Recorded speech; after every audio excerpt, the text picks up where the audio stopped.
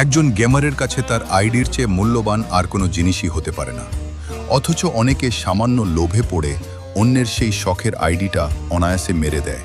ID চুরি করার পর হয়তো নাম বদলে ফেলা যায় কিংবা আইডিটা বিক্রি করে দেওয়া যায়, কিন্তু এর মূল পরিচয় অর্থাৎ ইউআইডি কখনো পরিবর্তন করা সম্ভব নয়।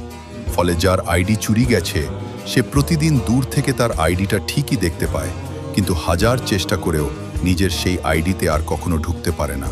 নিজের চোখের সামনে আইডি অনলাইন দেখা গেলেও সে কতটা অসহায় আর একা হয়ে পড়ে সেই কষ্টটা সবাই বুঝতে পারে না।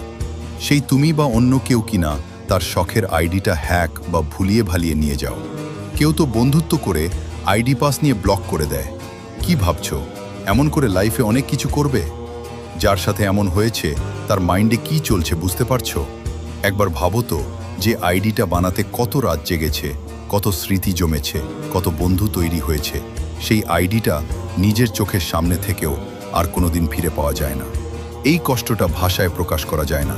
কখনো কাউকে দুঃখ দিয়ে বড় হতে পারবে না। কারোর সাথে আইডি নিয়ে কি এমন হয়েছে? যাদের সাথে হয়েছে তারা একটু সাড়া দাও।